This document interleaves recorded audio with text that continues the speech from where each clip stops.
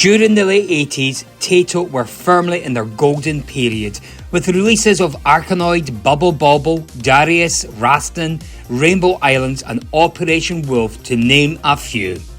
And then came Chase H.Q, which formed an essential part of that period, released in October 1988 and designed by Hiroyuchi Sakura. Chase H.Q lit up the arcades of the late 1980s with its rapid sprite scaling, digitized voice samples and cops and robbers gameplay. Though an iteration on a formula made popular by OutRun and built upon Taito's earlier racing game Top Speed, also known as Full Throttle, Chase H.Q added elements of the classic Hollywood movie car chase. The original upright cabinet was unmissable. Its police decals with matching blue lights and wailing cop sirens stood up well against the largely Sega branded competition. And with its arrival closely aligned with Beverly Hills Cop, Lethal Weapon and Miami Vice, it was thematically on point for the time. And if you looked closely at the posters for Chase HQ, you would have thought that this was a promo for a Miami Vice game. Rather than Crockett and Tubbs, however, the Lethal Weapon morphed Manhattan cops of Chase HQ go by the names of Tony Gibson and Raymond Brody. Working on this special chase unit, the undercover vehicle and also weapon of choice for this duo is a rather sleek Porsche 928, essential for catching those speedy European sports cars driven by criminals of vice. Chase HQ sees you hunting down lawbreakers in high-performance sports cars, with the objective of ramming these deviants of society off the road once you've caught up with them.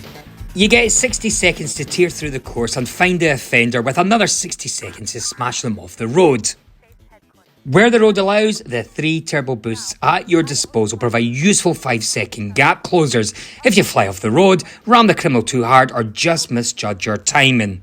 And if you do that, well, you end up taking the longer route and you have to do some catching up. Each mission is radioed to you by Nancy at Chase headquarters, who proceeds to fill you in on the suspect you're chasing and his car of choice, starting with the Idaho Slasher and a White Lotus Esprit, which although not implicitly named is evident from its look and the British description.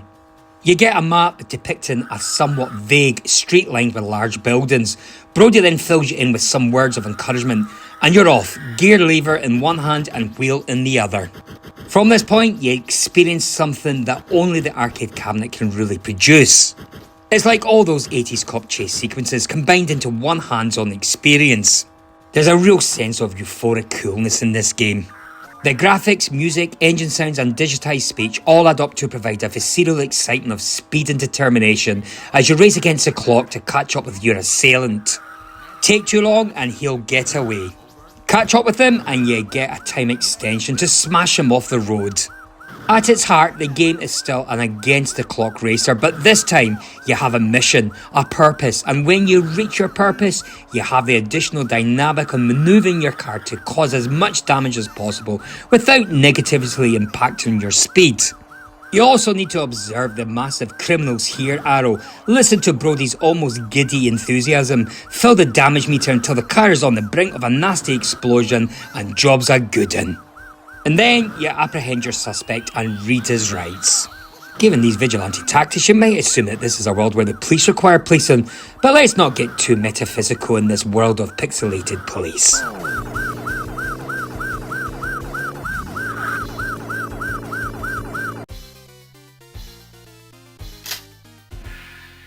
Okay, you're under arrest on suspicion of first-degree murder. Also, to add variety, you're also faced with a number of track splits, accompanied with guidance on the quickest route. Often these shortcuts take you off-road or through a wider variety of obstacles, but navigate these successfully and you'll shave a few seconds off your chase time. And throughout this, well, the graphics aren't too shabby either. providing a variety of on-screen and rotating sprites, roadside objects, vehicles and road situations, including that epic sparking tunnel in level 1. And that's the point which you know you're almost on top of the slasher himself. Although the game doesn't vary much, and it's pretty short with just 5 levels and a 2-minute timer for each, it's one that I've never tired of, although I've yet to play on the elusive sit-down cabinet, with stand-in versions far more common. One thing of note is the flashing siren lights on some cabinets, which really bring the game out of the screen for an authentic experience. Fantastic. Level 2 sees you chasing down Carlos, an armed New York robber in a yellow Lamborghini. Level 3 are the Chicago Pushers in a grey Porsche 959. Level 4 is an LA kidnapper in a blue Ferrari 288 GTO, and you've got to hope the victim isn't stashed in the boot for Christ's sake. And then finally, level 5 is the Eastern Bloc spy in a very evenly matched red Porsche 928. And given that the 928s have a front engine, it's surprising you never come off worse in these chases, but then, I guess that's down to your professional police training, apparently consisting of ramming from the go. Anyway, the game was a commercial success, becoming Japan's highest grossing dedicated arcade game of 1989, while also becoming a hit overseas for arcades and home systems. And the game, well, it was very well received by the critics.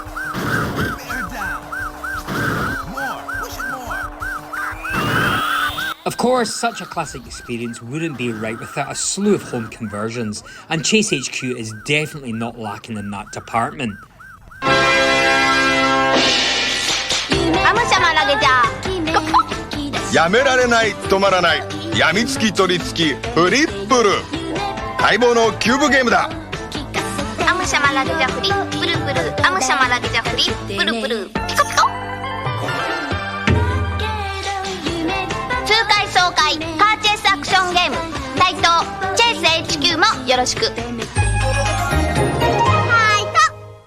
Now, looking back, as with most ports, it's a bit of a hit and miss depending on your platform. Now, Ocean released versions of the game for the ZX Spectrum, the Amstrad CPC, Commodore 64, Commodore Amiga and the Atari ST in 1989. Most versions were received poorly, but the ZX Spectrum and Amstrad CP conversions received very high review scores and are generally recognised as the most accurate and most playable of the Ocean releases. With programming work falling to the dutiful John O'Brien and graphics by Bill Harbison. John's efficient programming allowed for animated titles, synthesized speech, and even a satisfactory end-of-game sequence. And these versions were reasonably paced and fun to play, and it's certainly a far cry from OutRun conversions forced upon the players just 2 years prior. So let's buckle up and travel down memory lane by looking at all these 8-bit home computer versions. Let's punch the pedal. First up is the Commodore 64 version.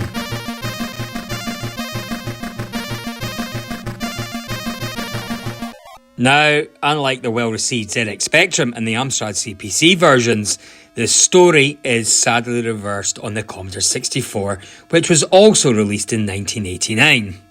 The C64 effort is a curious mashup of the machine's graphical modes, the result being that the main car sprite blends into the scenery about as well as orange juice blends with milk.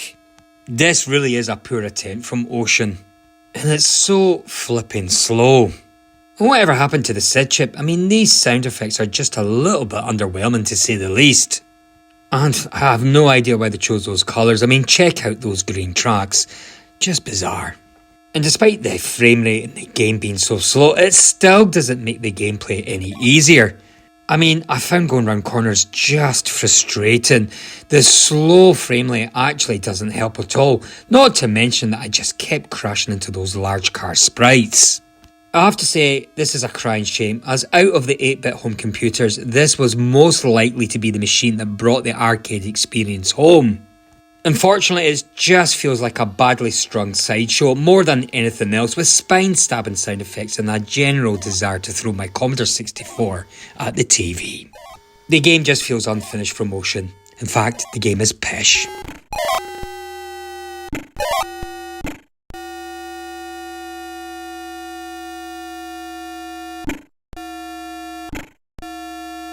Okay, this is a bit more like it, and it's the game that I played to death back in the day. I really did like the Specky version.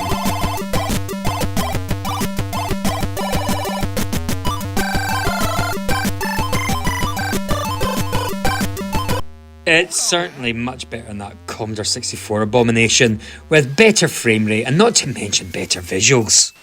Okay, sure, there's that simple monochrome look with the occasional colour clash, but overall, that's pretty much to be expected for a specky game. Overall, I was impressed with the speed of how this game runs. It's actually quite smooth. And not to mention, the soundtrack is pretty acceptable as well.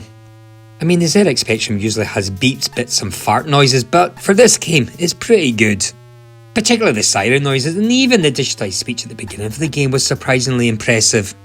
And it's fair to say that this is definitely one of the better and most popular racing games on the ZX Spectrum. I would definitely play this game every time over the Commodore 64 version, and I'm pretty sure the specky gamers would have been very smug over the Commodore 64 gamers. It's also worth noting that the ZX Spectrum version was voted number 1 in your Sinclair Reader's Top 100 Games of All Time. That is very impressive. And Crash Magazine gave the game 95%, while the Sinclair user awarded it 90%.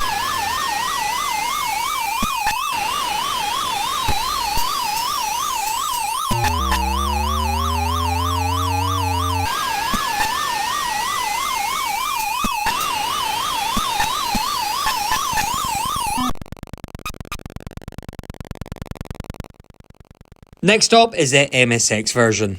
Now, the MSX platform shares graphic assets with the ZX Spectrum version, but plunging new depths of frame rate, only improved by rapidly blinking your eyes during play in order to smooth out headache-inducing jitterness. But despite the slow frame rate, the game is still playable. Again, the graphics have that typical monochrome look of many MSX games at the time, but I have to say I still preferred it to that yucky green Commodore 64 look. Now, this version doesn't have any music while playing, and the sound effects are nothing special to take home too. It has a crackling noise that can be a little bit annoying after a while. Again, this is where the specky version beats this game, but in saying that, the MSX version game is an okay game. It still beats the pishy Commodore 64 version.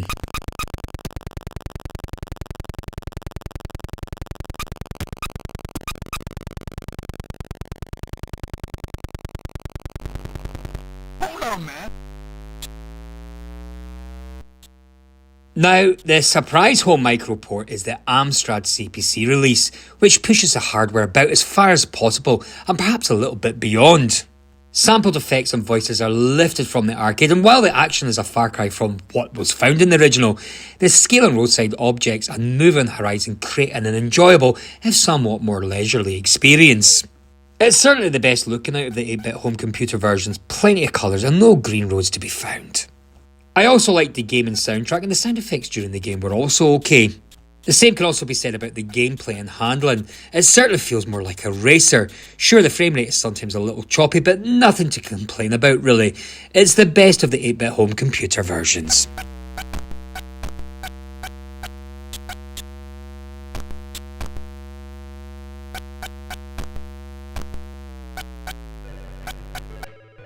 Versions were also created in the same year for the Atari ST and a rather lazy Amiga port with identical graphics, but I have to say the Amiga port had much improved music and actual in-game sound effects. Looking at the Atari version, the game visuals look okay with some nice colours. However, I can only wonder how much face time the developers had with the actual arcade original. I mean, this once iconic portion now resembles a featureless black digital slug, rendered about a quarter of the expected size. And the frame rate is firmly in the single figures, and the limitations imposed by the single fire button setup results in an exercise of just pure frustration. I also found this game tricky to handle.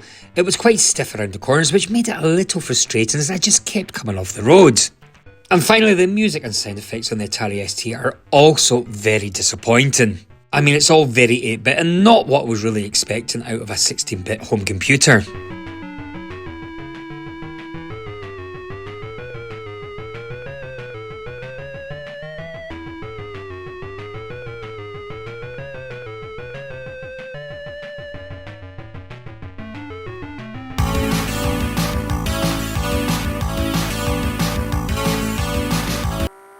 Now, the Amiga version was graphically very similar, as I said, to the Atari ST, but with much improved music and in-game sound effects. And I suppose for that reason, this version has the edge over the Atari ST version. But to be honest with you, neither version were worth the budget asking price. They're both pretty poor.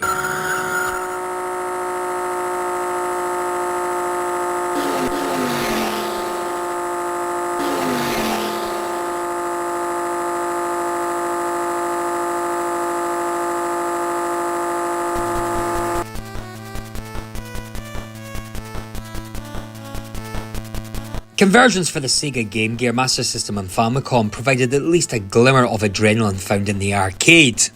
These versions are notable for altering and expanding the gameplay to make it more appealing for home audiences, even though the end result is somewhat simplistic. The Famicom version plays okay in an 8-bit console arcade conversion sense, but it never made it outside Japan. The Famicom version has some nice sample speech from Nancy at Chase headquarters, but our cop buddies are voiceless in this particular iteration. But now included is a shop allowing the player to upgrade aspects of the car and purchase additional turbos with money earned from completed stages. While mildly interesting, the impact of these upgrades is minimal. There's also 7 stages rather than the 5, but once completing the final one, you're sent back to the start to play again. These loops are handily titled as rounds and feature a few cosmetic changes to the scenery and ramped up difficulty. Even our cast of previously captured criminals are present, seemingly let out of the road again after an evening in the slammer. And you need to complete 3 of these rounds to truly finish your game, which is a tough time because there are no continues in this game. Now, it's certainly not a perfect port because the handling of this car was a little bit slippery too, which took a bit of getting used to. There's also a soundtrack playing on this port, but it's nothing special to talk about. It has that Nintendo feel rather than the arcade music feel.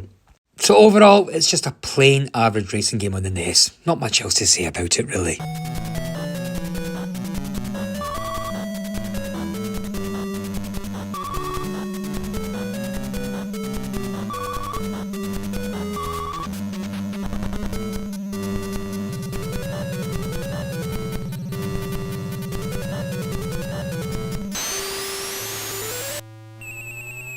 The 1990 Sega Master System version had similar smaller sprites, but also a certain amount of charm, making use of the system's increased colour palette. It lacks road undulation, but like its Famicom counterpart, it features a car upgrade shop between levels to add a bit of spice to the proceedings. For me, the Master System version is better than the Famicom version. This version has better visuals, controls, handling and sounds. Sure, they have cut back on some of the obstacles on the road, but again, this is to be expected from the capabilities of the 8-bit console's hardware. But all is forgiven because the racing feel from the arcade is here in this version. Racing round these corners is fun to play and smashing into the criminal car felt good. So overall, a good game for the Master System owner collection.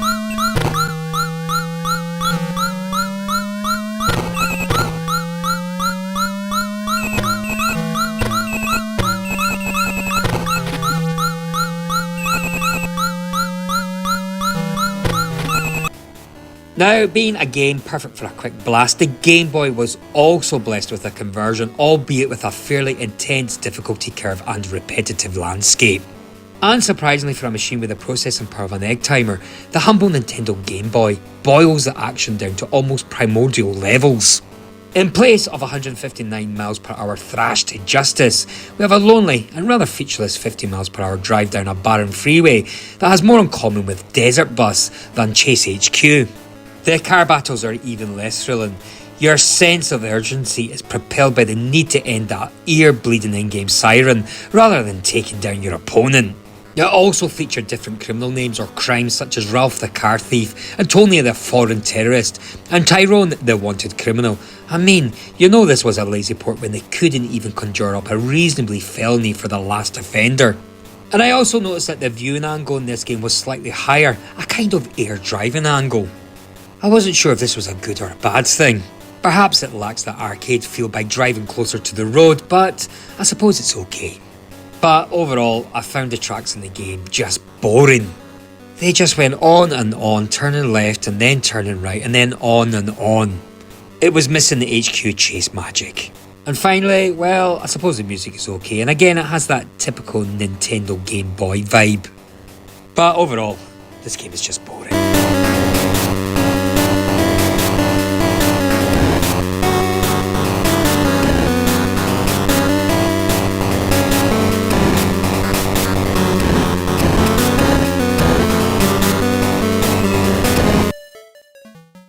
Okay, here's the Game Gear version, and I have to say this is better. I actually preferred this Game Gear version over the Game Boy version. There is certainly a better viewing angle compared to that Game Boy, and I also like the colour use in this port too. The game also plays pretty smoothly, with easy handling around those corners. However, in saying all that, although the Game Gear version is smooth, fast and faithful to the original, it does suffer from being far too easy. I mean, on my second go, I actually reached the last level. So, I suppose overall, Chase H.Q in the Game Gear is fun, at least for a few minutes.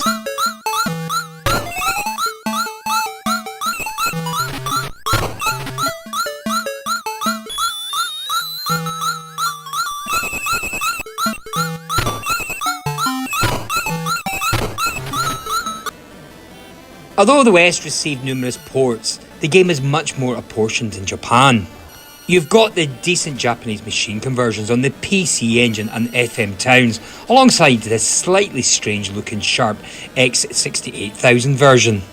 I would say the version produced for the PC Engine or the TurboGrafx 16 is probably the best of the console bunch. Sure, it does have that frantic and possibly too fast gameplay, which has you ricketing off opponent cars like a glass marble hitting a tiled floor.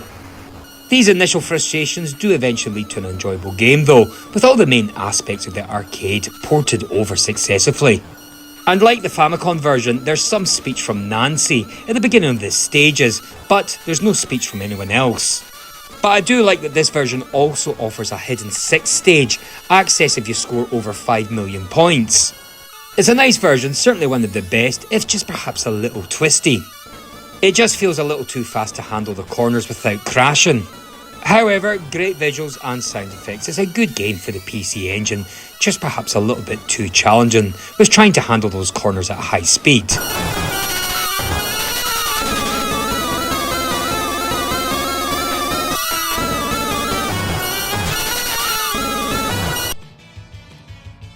Also, the FM Towns is a pretty faithful port of the arcade game too. The digital streaming audio of the arcade soundtrack goes some way to provide a sensation of the original work. The sprites are colourful, vibrant and most importantly, accurate with some nice added touches. I also like the fact that in this version the game changes from daylight to nighttime while travelling through the tracks.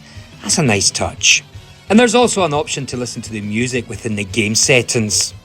But it is a bit disappointing to find that somewhere along the way the DNA has been lost and the end result is an unfortunately hollow experience. The mid-level road branching options seem to be of no consequence, and the initial 2 stages provide absolutely no challenge. And some curiously off-point collision detection seems to have also found its way into the mix. But overall, an okay port and pretty even bar to the PC Engine, although it's certainly less twisty. The Sharp X68000 port is woeful, considering the machine's chipset being not dissimilar to the original arcade board.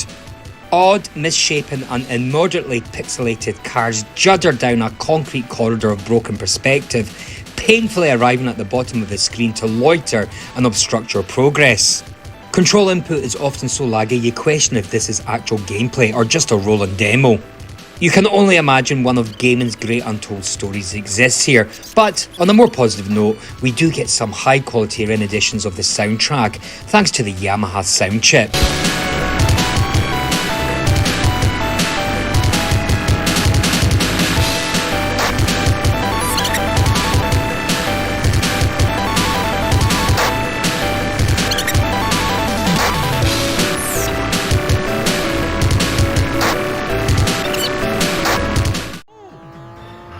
Now onto the Japanese exclusive Sega Saturn release, packaged as it was alongside the arcade sequel S.C.I. Special Criminal Investigation.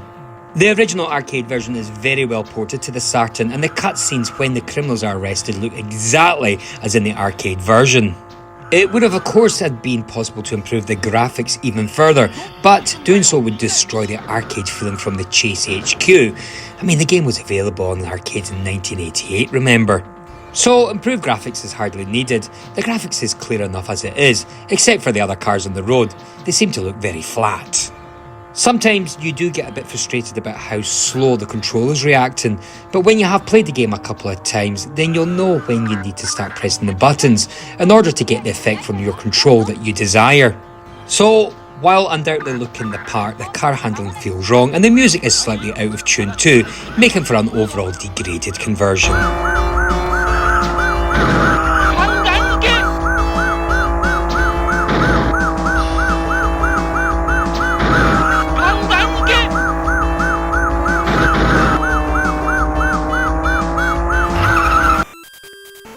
Various other spin-offs arrived on home computers in between, including Chase H.Q Secret Police on the Game Boy Color in 2000, and Taito's Ray Tracers for the PlayStation, that was described as a loose follow-up to the game, featuring very similar gameplay. So let's look at both of these games, starting off with that Chase H.Q Secret Police on the Game Boy Color. And this game was developed by Dreams Co Limited and ITL Co Limited and published by Metro 3D. The game features 10 stages in which the objectives differ, for instance requiring the player to track and trap multiple suspects. Further to the design of the arcade game, Secret Police contains a strategy element in which the player first chooses a number of detectives in a team and places them at various locations on a map to set a course to intercept the suspect. And if these detectives cross a course with the suspect, then the game enters a chase sequence. I suppose the strategy elements were an interesting new feature, but it's not enough because overall I found the game dull and actually a little bit boring. I also found it a little bit frustrating when the camera shifted over to the side when you're turning a tight curve, so that you can't see what 2 pixels are in front of you. There's also a shoddy collision, where you can often pass right through other cars on the road unscathed. Sloppy programming. So overall, it's an average conversion of the source material with weak visuals.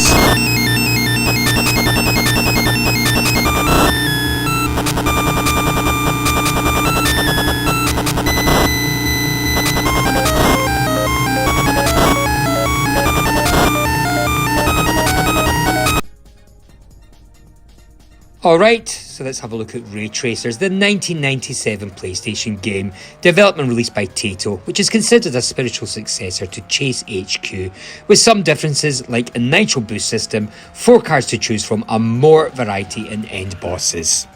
In this racer, you run through checkpoint courses. The game features 3 large, distinctly themed levels. Points are awarded for destroying nearly any on-screen object, including scenery as well as other cars. And as I've already mentioned, players can select from 4 high-performance vehicles. And I have to say I did like the storyline and the art style having a strong anime influence. The game is surprisingly fun. Technically, Ray Tracers is well polished. The control is tight, almost too tight at times, and the frame rate is excellent. You really get a good sense of speed when you drive, and the course design is fun. I mean, there's nothing like doing a San Francisco Rush 3-storey jump onto a stretch-broken freeway and then into a sewer. Now, there aren't really any enemies except for the bosses, but there are lots of obstacles that blow up really good. Graphically, there's nothing to gripe about. In fact, Taito programmers were pretty thorough, including fake reflections on the car. Drawing is minimal and the enemies are competently done. It looks fine, and you won't notice most of it because you're speeding at 300 km per hour. I suppose the only gripe I would have would be that there just isn't that much to play with. The objective is always the same, and although the scenery changes, enemy AI doesn't get any smarter. It's still a fun game, but not one that will keep you glued to your set late at night. So for me, Ray Tracers is great for casual gaming and one that you'll keep picking up every now and then.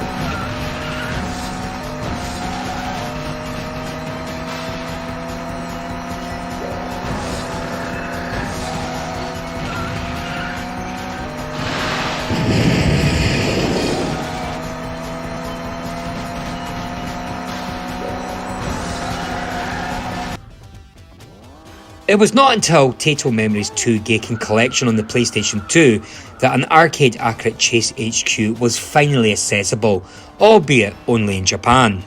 This version is a straight up emulation and manages to map the arcade controls over to the DualShock 2 with minimal harm to the gameplay. Let's have a look at the game.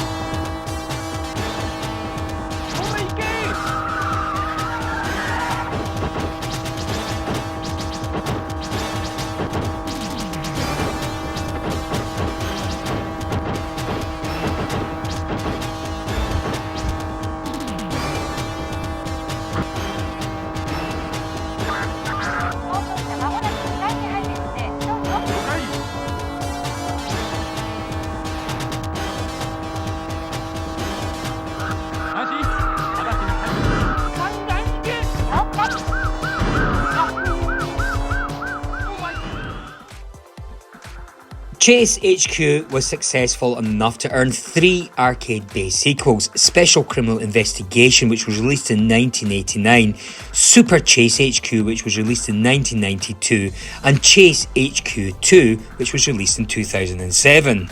The progression of Chase H.Q. to its sequels is a strange, unlittered one, with most people acknowledging the gun-toted 1989 Special Criminal Investigation as the original arcade follow-up, especially Ocean, who intentionally added Chase H.Q. 2 in front of the home port titles. But Taito would also release the fairly rare Super Chase Criminal Termination in 1993, and to confuse things further, unofficially named Chase HQ 2 to arcades in 2006. And if you think these titles are confusing, then let's talk about the Genesis game. In 1992, the Genesis would get an entry in the franchise, though it is a bit of an odd case. The Genesis Chase HQ 2 is not a direct port of the arcade original or its sequel, nor is it a true Chase HQ 2, which was a full 3D arcade title released in 2007. And to make matters even more complicated, the game is called Super HQ in Japan. Confusing titles aside, Chase HQ 2 on the Genesis is not a port but a separate game that shares its mechanics with the first game in the series, with some minor differences. Instead of being limited to the black Porsche 928 of the original, you have a choice of 3 vehicles, each with their own statistics: a red Ferrari F40, a 4x4 that looks like a Chevy Blazer, and then there's a Mack truck. The Ferrari is the fastest but causes the least damage when you ram enemy cars, and the 4x4 is the most well balanced vehicle, and the Mack truck, well, it's the slowest but obviously causes the most damage. Like the arcade game, there are 5 levels, each with a different criminal wanted for crimes such as murder or dealing drugs. Unlike the arcade game, you won't just be chasing down sports cars, as later enemies include a van with a guy holding a rocket launcher in the back, a monster truck and a tractor trailer. The enemy statistics help you decide which vehicle you should choose, though you'll usually find yourself requiring the speed of the Ferrari. Some levels have snow-covered roads that are easier to handle with a 4x4, but it's still occasionally difficult to catch up to the criminal in time without using one of the 3 turbos you're allowed. And it's also important to point out that you need to hold on to those turbos for as long as you can, since they make crashing into your opponents much faster and much easier. Unfortunately, when compared to the arcade game and even other driving games on the Genesis, Chase HQ 2 comes off as decent at best. Most of this can be blamed on the driving, which feels awkward and takes some getting used to. The game uses the same scaling tricks and alternating colours on the road as most racers of the time, but it doesn't do it very well. Your speedometer may say that you're travelling over 200 miles per hour, but you won't really feel that you're going fast. One of the most annoying parts of the game is where it allows you to fall off the road into water or a nondescript abyss, which becomes very frustrating, especially during a heated chase because it leaves little room for error. You can also go over jumps at intersections or by hitting certain rocks. And if you don't hit them dead on, well, your vehicle amusingly goes up on 2 wheels until you stop or just bump into something. Challenge is also added in later levels by a helicopter which will try and bomb you spy hunter style. The graphics are also understandably a step down from the arcade version. They're not awful, but there's a few little things I wish they would have left in. For example, in the arcade, when you catch up to the criminal, your partner reaches out of the passenger side window to put the police light on top of the car. This animation is missing in Chase HQ 2, and instead the police light just magically appears. And the arrest scenes with you and your partner now have no animation, and a few of them even reuse the same criminal artwork. The sprite scaling is also slightly choppy, which is partly what hurts the driving experience. Still, the scenery and vehicles are colourful and nicely detailed, and the game throws a variety of different environments at you. Overall, the main complaints about the graphics are just a few nicks in the presentation. The sound design is also a mix of good and bad.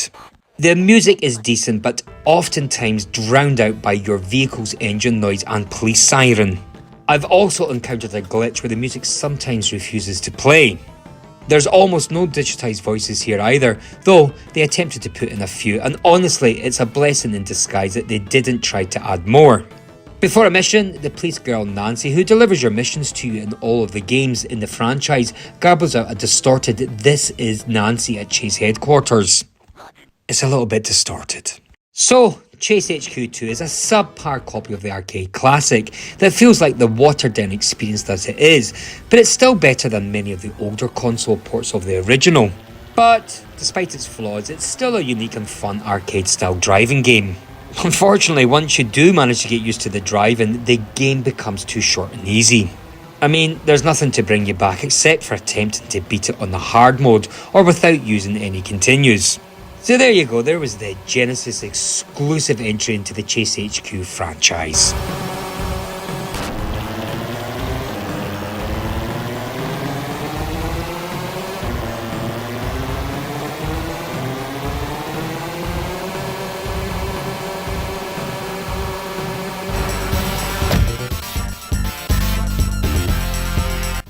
Right, so let's get on to Special Criminal Investigation. Special Criminal Investigation, also known as CSI for short, or as Chase H.Q. 2 Special Criminal Investigation in some home versions. And this game was released by Taito in the arcades in 1989. Now, instead of the black Porsche 928 of the first game, the player commands a rare example of the just introduced at the time, the Nissan 300ZX Z32 T-Top Turbo. Gosh, try saying that with a few drinks. Anyway, the game brings back protagonist Tony Gibson and Detective Raymond Brody from the first game. Brody has taken over the driver's seat this time, while Gibson, he's the passenger and he serves as the gunman. Also, instead of Nancy, Karen is the officer delivering reports of whom the criminal is pursuing and what they are driving. Special Criminal Investigation expands on the original with the addition of guns. The passenger can now rise out of the T-top of the Nissan 300ZX Z32 and shoot at oncoming targets, with some cabinets containing buttons on the steering wheel and others having a fire button on the gear shift, along with a button to activate the nitrous boosts. To take advantage of this, enemies are placed throughout the level and will attempt to shoot at or ram the player as they attempt to pursue the main criminal. Deviating from the relatively realistic tracks on offer in the original, the sequel features pursuits through waterfalls and unfinished sections of the elevated highway. Beginning each level, you're given a mission. The first is to rescue the kidnapped daughter of the mayor. The beauty of this particular arcade game is that the cabinet is set up in typical race car fashion, with a pedal for the gas, another for the brakes, a steering wheel and a shifter. Only, instead of your standard 4-speed dynamo, the shifter is set up like a joystick of a fighter jet. You get a trigger at easy reach and a button just near the thumb for those emergency situations. It all looks very cool. You hit the gas and off you go, rocketing through the city, dodging parked cars and other obstacles, trying to beat the clock, chasing after the kidnappers who are no more than an elusive blip on your radar, and then fending off the motorcycle gang that hangs back with the sole intent of destroying you. You shift from high to low, pulling on the trigger, and your partner hangs out of the window, blasting shot after shot like Dirty Harry in his dreams. You pick up nitros along the way and you hit the thumb trigger and blast past the competition. You can use your car as a battering ram, or you can hand cannon the scum into oblivion. If you can't brave the course and outrun the timer, then you'll eventually gain your quarry. In level 1, you rocket after a van surrounded by motorcycles with a dude hanging out the back, throwing barrels at you. From above, the sound of the chopper fills the air and your partners at the police department drop down the heavy artillery. And with the hard-hitting missiles, you stand better equipped to shoot down your target. With the triple threat of your environment, the motorcycles and the ever-tricky timer, your mission is not a simple one.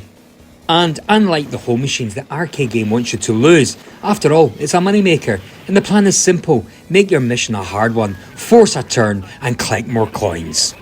But slowly, the energy gauge of your enemy whittles away.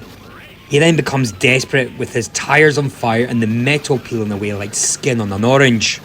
And then, boom, you win. And you pull him over and collect your prize. A short story sequence with choppy animation and entry into the next level, which, if you thought level 1 was tough, you ain't seen nothing yet. I have to say, I like this game. The graphics are pretty good, and even today, they don't look too bad either.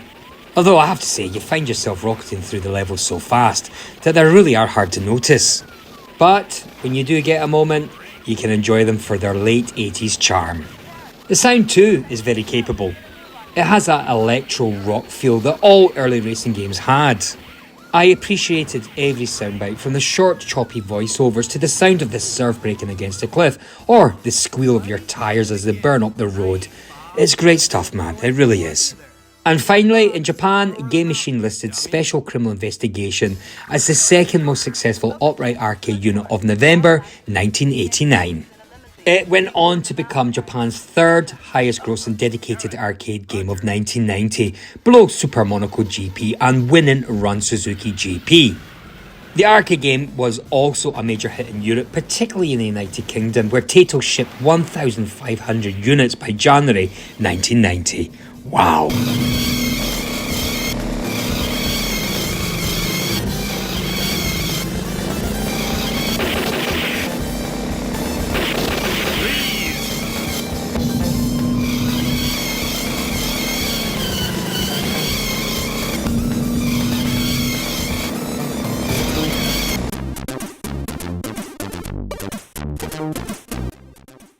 Now, conversions for the Amiga, the Atari ST, Commodore 64 and ZX Spectrum were released in 1990 by Ocean Software, developed by Glasgow's ICE Software. So let's firstly look at the Commodore 64 version, and here's hoping it's better than the previous attempt I'd done, because that was absolute pish. Was it? Well, to be honest, I am, again, a bit disappointed. Okay, sure, the game is heaps better than the first Chase H.Q game on the Commodore 64. But that wasn't that difficult a task now, really, was it? The game plays at an impressive speed, with much happening on screen, so I think that considering the technical restrictions of our beloved machine, this is pretty impressive stuff.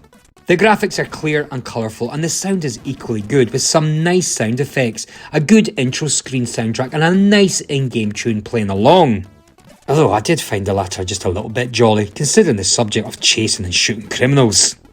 But in saying all that, putting the technical achievements aside, I found playing the game just not a lot of fun. The driving is a bit messy and sometimes just too fast, causing a lot of sliding off the road and bumping into traffic. Try using the turbo and things really get hectic and uncontrollable. It's fast, but it's also a bit odd, where sometimes it was noted that the road moves faster than the actual buildings. The cornering feels wonky too, and at times the game feels like it's correcting you to be where you're supposed to go.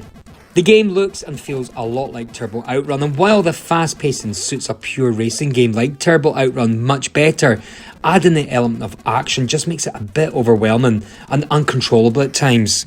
I also found the game a bit less forgiving when hitting other objects, which doesn't help the gameplay. So, while this second Chase H.Q game on the Commodore 64 is a lot better than its predecessor, and while it's technically pretty impressive, unfortunately, I did not think it was much fun to play.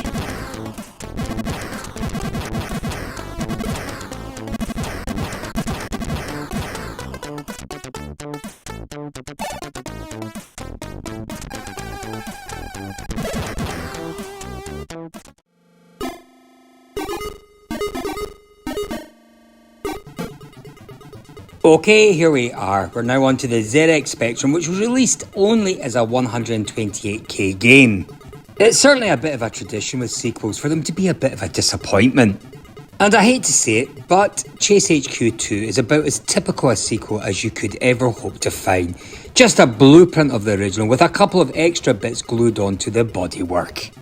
Your car certainly sprints down the road at a fairly zippy pace, but there isn't any real sense of speed. Perhaps because the sound effects don't seem as effective this time around. I mean, you haven't got the siren for a start. And because of this, well, it isn't quite as much fun. And so far as the visuals go, well, how can graphics which haven't changed much in 12 months compete with a game as professional and sturdy looking as Lotus's Sprite Turbo Challenge? The game isn't at all bad, it's simply just too similar to the original in both looks and in gameplay. The only noticeable difference between this and Chase is that now you've got the gun, and you can take pot shots at your target as well as bashing them. Still, in saying all that, Chase H.Q. 2 is still a great game if you don't have the original. Now obviously the original arcade version featured gorgeous graphics and super sound, while the sound in the Spectrum version is nothing but an irritation. I think the in-game music is meant to sound like the theme from Miami Vice, but it's more like the grinding of a dentist drill. And the whining of the engine and the popping of your gun, well, it doesn't really add much excitement to the game either. Now, I don't want to sound too unenthusiastic about CSI. It's a pretty good game on the ZX Spectrum. It's certainly got lots of excitement and decent graphics and animation. The trouble is, it just doesn't add enough compared to the first game.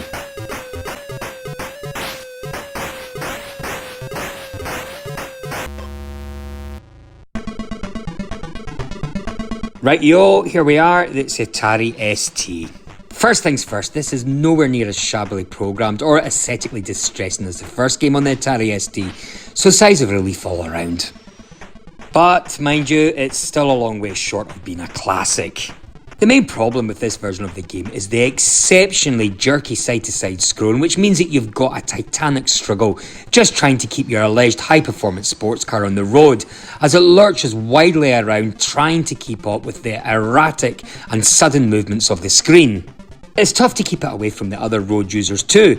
The cars of the Sunday drivers who make up most of the traffic on these town and country highways appear in front of you with almost no warning, and you spend as much of the game filling in accident insurance claim forms as you do chasing bad guys. The ST version is virtually identical to the Amiga, except that it's slightly slower and more difficult. The music and sound effects are the same, if a little weak compared to the Amiga's booming tones, but such differences are rather trivial and tend to balance out in the overall feel of the game. Still, CSI on the Atari ST is not really that bad. If you've got strong hand muscles and unfazable eyesight, then this is quite a diverting and tricky racer. You certainly won't finish it in a day, for sure, but you'll certainly get the entertainment out of it.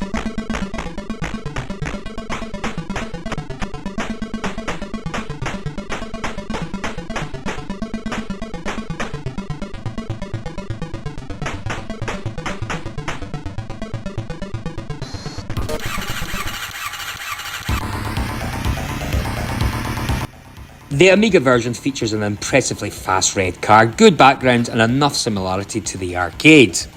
The villains are obvious but are hard to hit. They are surrounded by outriders and continually try to sucker pursuers into time-consuming errors. The turbos are crazily fast and rate as the high point of the whole show. Interlude screens such as the level completion and mission briefings retain an arcade quality, although the targets always seem to be arrested in the same canyon area, regardless of the level you've just played. While perfectly sufficient, the port lacks the finesse of the arcade version, and its Atari ST roots are clearly on show. It's a shame more bespoke work wasn't completed on the Amiga, as this could have really allowed the title to shine, but as it is, the overall presentation is mixed. The sound design is for most part pretty good. There are some great quality digitized speech samples during the level intervals, although the voice level during the intel sections gets a little bit lost in the mix. The bad guy's voice acting is suitably cheesy, with one of the worst forced laughs to ever grace a home computer. The sound effects are a little bit more variable in quality, as gunfire sounds flat, and engine noise is never really convinced, although the whoosh when initiating a boost is suitably thrilling. Collisions with cars aren't impactful enough, but the chopper has great presence as it thunders in to drop off an RPG. The title screen music is upbeat, and Chris Scudd's in-game theme really is a driving force. Its low bass lines and synthesized tom rolls give it a great 80s feel and adds a much needed intensity to the gameplay. And while it's the only in-game music, the brevity of levels and the tune's numerous layers stop it from getting tired. Now, the handling is capable if lacking a little weight, as the car glides rather than grips onto the tarmac. The shooting does feel responsive, but it is a shame that the 2-button joystick support wasn't implemented, as hitting that spacebar to boost can be a little awkward in more intense moments. And don't expect any weaving in and out, because the enemy eye doesn't really pose too much of a challenge, especially with that 60-second time limit, proving really to be the biggest foe, leading to some close calls. The damage taken by boss vehicles increases as you progress through the 5 stages, with pickups such as shotguns and RPGs helping to even the odds. But on the flip side, most of these standard cars don't really offer much resistance. The sequel did have some favourable reviews upon release, although most fell into the mediocre category, with Amiga Power calling the conversion sloppy and lazy. Its relative lack of speed makes any gameplay thrills feel slightly underwhelming, and hurts what should have been a great pickup and play title. For me, everything works the way it's ought to and looks the way Police Pursuit games should. However, there is something missing. It lacks any real identity, and as such doesn't exactly scream play me. It isn't a bad port, it's just not a particularly good one. Some adrenaline-fueled moments are felt, but they never reach the heights of its coin-op father. Initial thrills soon fade as you trickle through the levels, and when you complete the final race against time, the gameplay loop feels exhausted.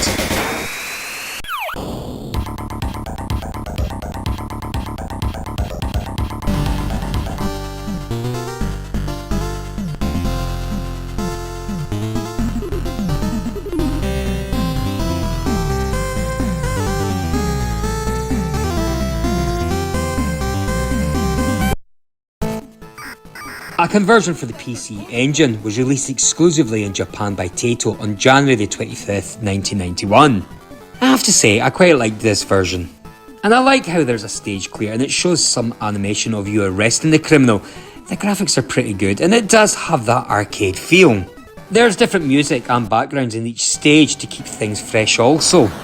Obviously you have a turbo boost to help you keep ahead of the time limit that is unfortunately in this game. And of course, a helicopter will come down and drop you a rocket launcher just before you take down the suspect. There's also a variety in the tracks as you can race along the river as well.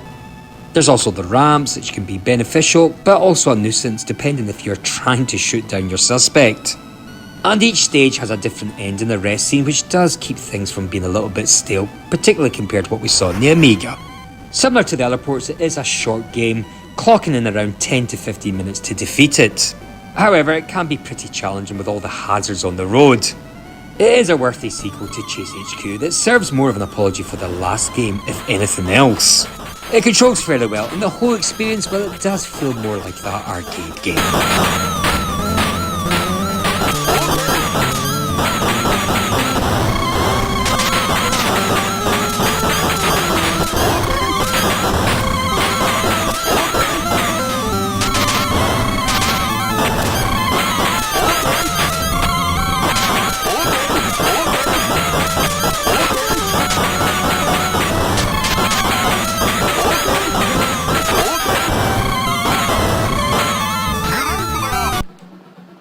An Amstrad Plus version was written but was never released, and only a small number of cartridges are known to exist. Actually, it's believed that there are only 2 copies in existence. There has been lots of talk about this cartridge and even attempts to contact the author for transfer, but as of this date, nothing has really come of it.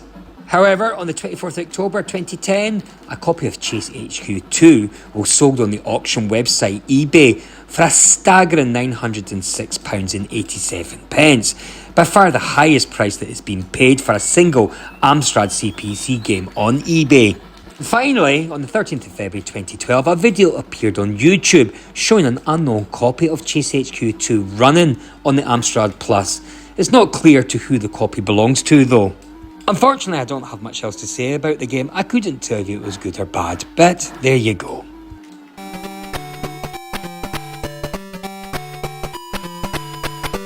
Here's the Master System version, which was released in 1992. Oh dear, unfortunately, this game is severely let down in the graphics department. The artwork is as bare bones as they come in the Master System, and the colours are often drab and unappealing. It feels that this is a port from one of the older, less powerful microcomputers, because the Master System is certainly capable of much better than this. The sprites are flickery, the 3D update is poor, and the landscapes are bland and featureless. At one point, you're advised to avoid a landslide. What landslide? I mean, it's physically impossible to have one when the courses are flatter than Fanny Craddock's pancakes. The road often splits into 2 and it just appears there. You're not led into it. And also, at times as the road curves, the corners of the screen begin to break up.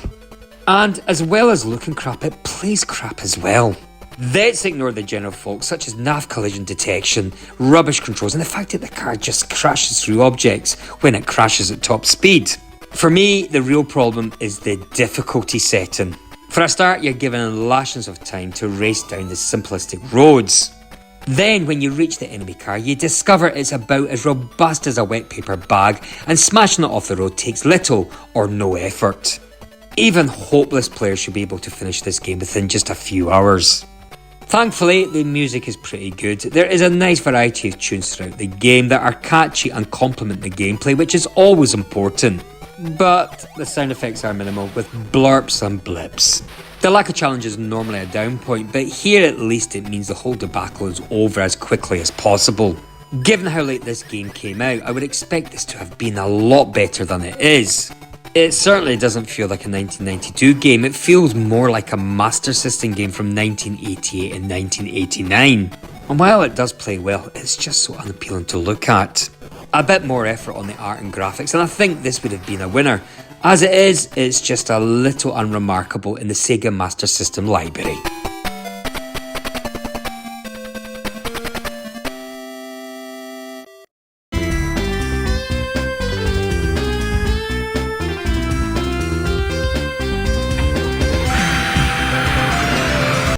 In 1996, Taito released an emulation of the game for the Sega Saturn in Japan, also bundled together with the Chase H.Q on one disc. Now, I have to say, the original arcade version is very well ported to the Saturn, and the cutscenes when the criminals are arrested look exactly as they are in the arcade version. It is a very good conversion, and in fact, it is the best one. Let's have a look.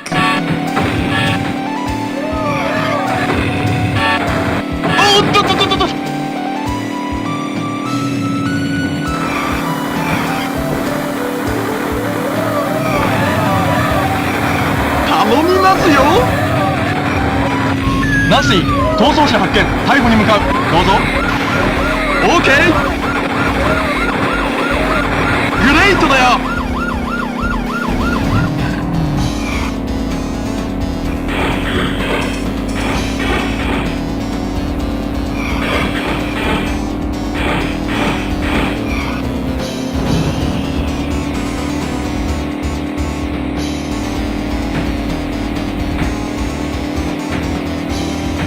効果を狙って攻撃せよ。どうぞ。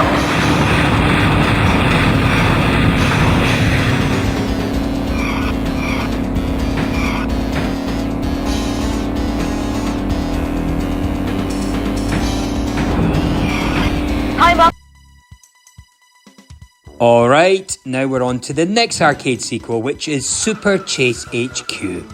And Super Chase H.Q, it's the third release in the Chase H.Q series from Taito, and the sequel to Special Criminal Investigation. And the game is also known in Japan as Super Chase Criminal Termination. While running on similar hardware as the prior two games, Super Chase differentiated itself by using an updated main CPU and improved raster graphics. While the gameplay is the same, in which you have to chase the criminals before they escape, it has differentiated itself from the other two previous Chase HQ games in a number of ways. One of the most intriguing features in this game is that we are driving in the cockpit view, which shows us driving rather than showing the screen in which we are controlling the car. This could be a good thing because it allows us to see as if we are driving the car instead, and it makes a sweet experience when busting the criminal's vehicle. This definitely makes a great experience, but I have to say it does come with a disadvantage. And as I said, another good feature of Super Chase is that the game's animation and cutscenes are just great. With improved raster graphics, we are able to see the opening scenes of each stages, Nancy directly briefing us on the mission and what happens after arresting the criminal. The stage completion scenes have more animation than the previous two games.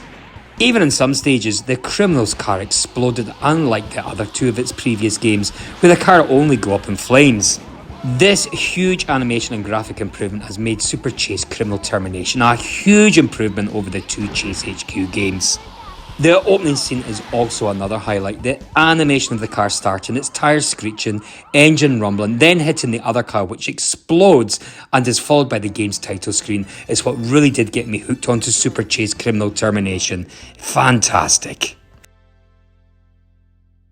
Super Chase Criminal Termination is also the second game in the series to feature different vehicles that the players can drive in.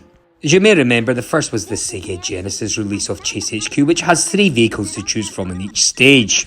Switching to a big truck or jeep changes how you play the game slightly and offers some crazy propositions.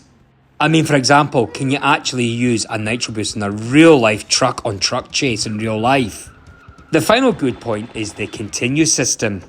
Unlike the two other games where the enemy's vehicle's health goes back to zero even when we continue the game, it doesn't happen on Super Chase Criminal Termination, which gives a chance for the player to finish things off with the criminal with less pressure from the time limit when they continue the game. However, there is a catch. For every second when the computer time limit goes down, the enemy vehicle's damage meter goes down as well.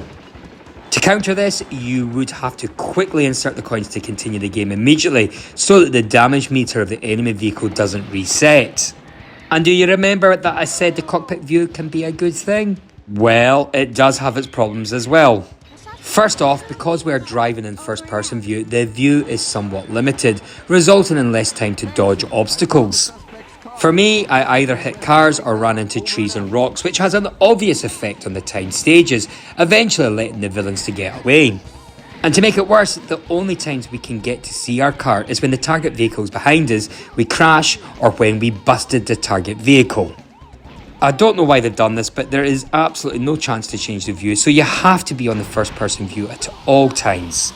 So lose focus and you don't catch the criminal. Now, like every other Chase H.Q game, Super Chase Criminal Termination has only 5 stages. It is a shame though, because it could have had the opportunity to expand the stages numbers or make a story where someone gets kidnapped and we have to go rescue him or her, if only to ramp up the thrills just a little bit more.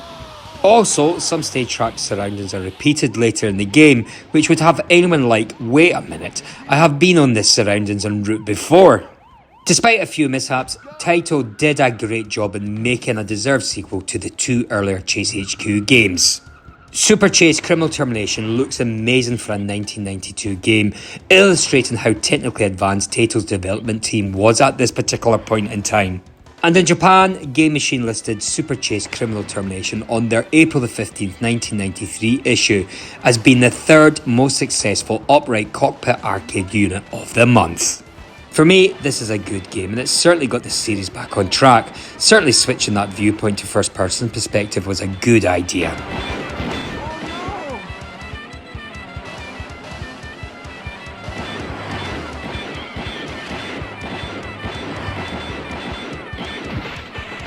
The suspect will soon be in sight.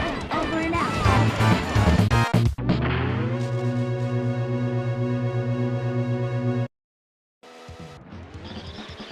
Now, Super Chase HQ was also released on the Super Nintendo Entertainment System. Gameplay is modelled on the original with some aspects of S.C.I incorporated also. Just like the arcade game, you're also inside the car, looking over the shoulder of the driver, complete with the dashboard and rear view mirror.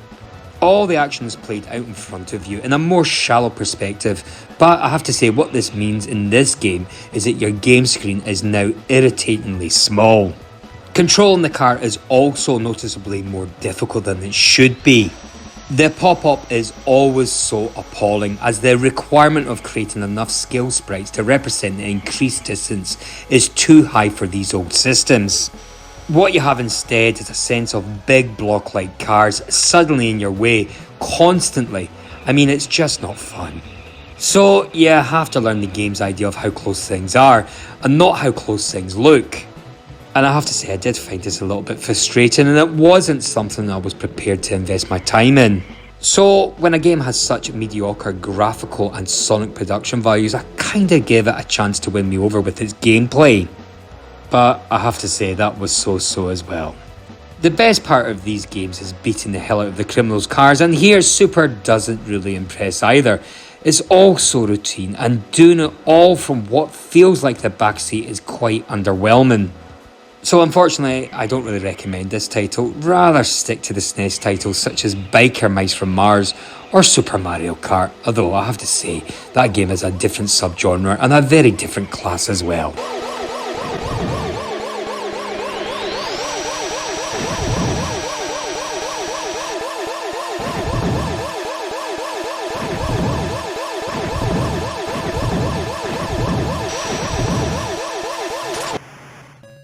There is also a Super Chase HQ for the Game Boy, which was released exclusively in North America in 1994.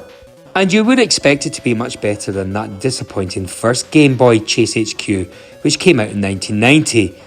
But So anyway, you can play at 3 difficulty levels, easy, normal and hard, with manual or auto gear shift, and there are 4 different control configurations to choose from, 8 if you include gear shifting, and unlike the first Game Boy Chase H.Q, this one has a versus play option where 2 players can battle out over a link cable.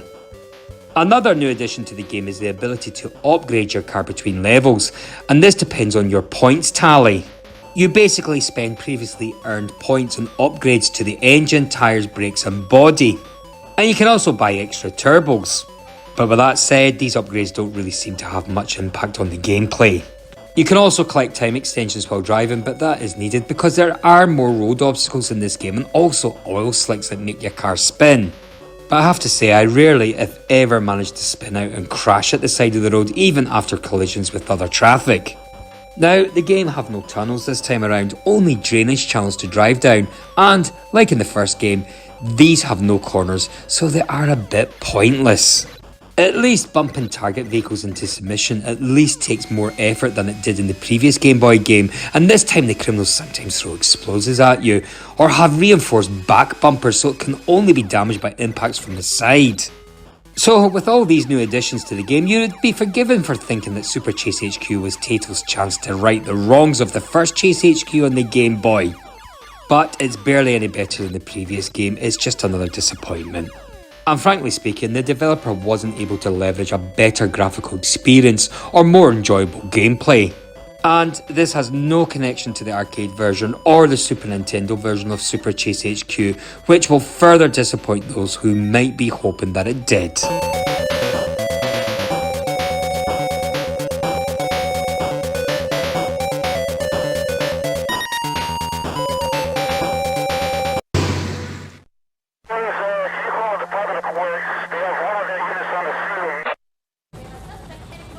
Right, here we are, it's Chase H.Q 2, which is the 4th racing game of the H.Q Chase arcade game, developed and published by Taito Corporation, which was released in Japan in 2007. This game still uses largely the same mechanics and feels much more like a polished version of the older games. Players assume the role of an elite police officer where you can choose from 3 cars and smash up the bad guy in the given time limit. Players must carefully manoeuvre through traffic, avoiding collisions and obstacles while maintaining close to the criminal's vehicle. Using the car's speed and special abilities such as turbo boosts or nitro boosts can help gain an advantage and close the distance faster. Nancy is still on your radio, and the original release in Japan was even titled An Urgent Call from Nancy. I like that. Playing Chase H.Q 2 requires precision driving, quick reflexes and a strategic approach to pursuit. And I have to say, much like its predecessor, Chase H.Q 2 only improves on the original and looks much better with those 3D graphics. This is certainly a game I would play easily today. It looks great, sounds great, and it is very fast paced. A very good arcade game, this one.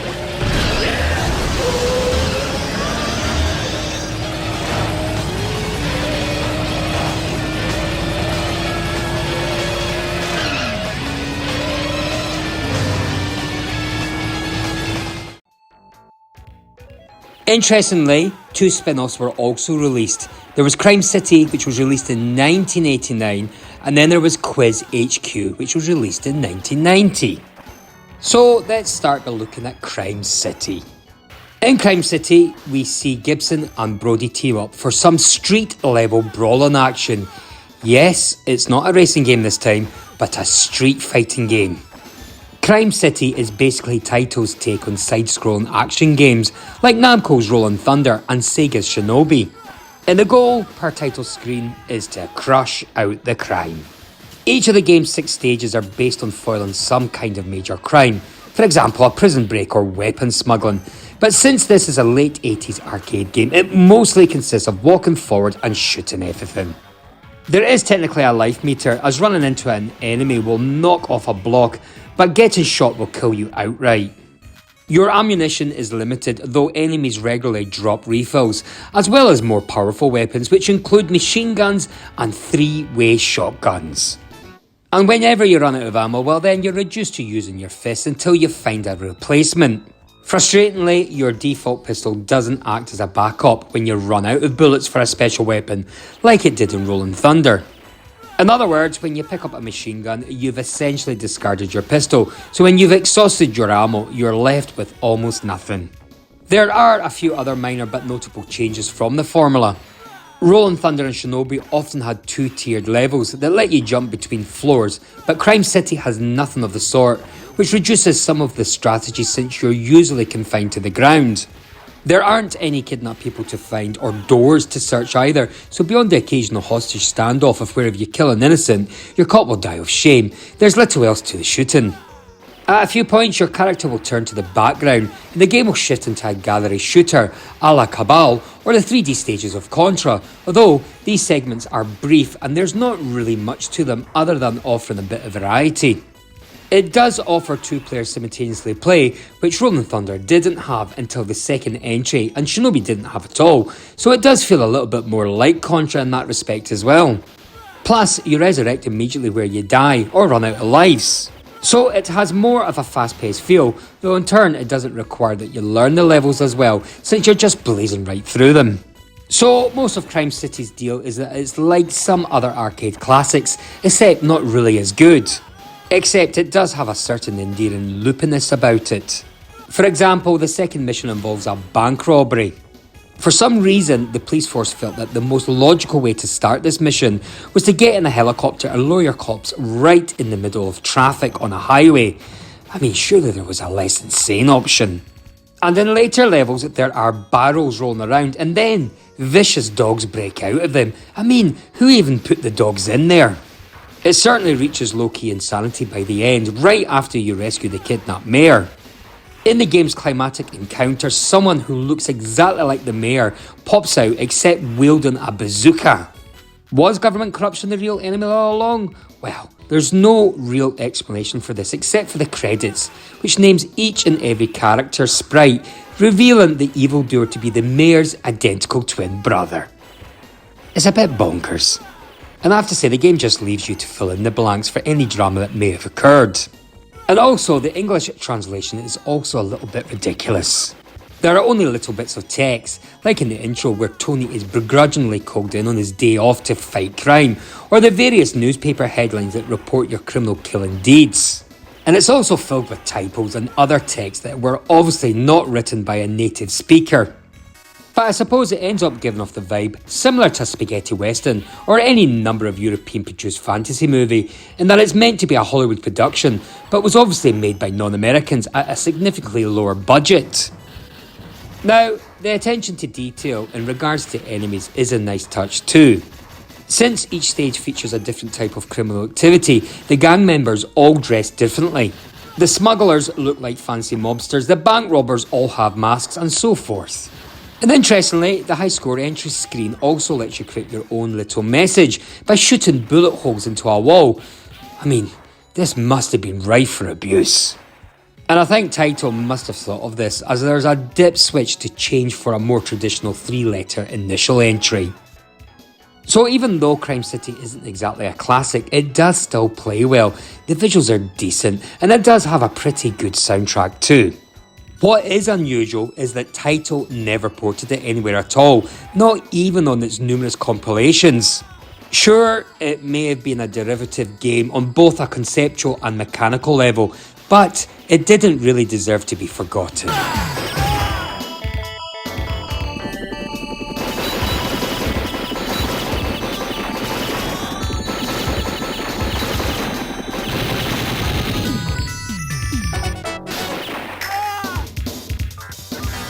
Okay, now we're on to Quiz HQ.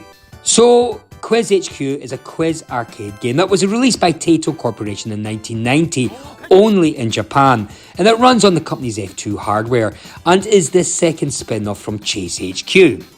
As with Quiz Torimononcho, which was released early in 1990 and also ran on Taito's F2 hardware, a knowledge of the 3 Japanese writing systems is essential if you wish to succeed in it, and the players must once again help those 2 undercover policemen, Tony Gibson and Raymond Brody, catch various criminals, this time by answering multiple choice Japanese questions. And for every one answered correctly, then their black Porsche from the original Chase HQ and the red Nissan from S.C.I will get closer to the criminal's car. But for everyone answered incorrectly, they lose a life wrench. And finally, this was also the only Chase HQ game which never got a release in the US, perhaps on account of its cultural differences.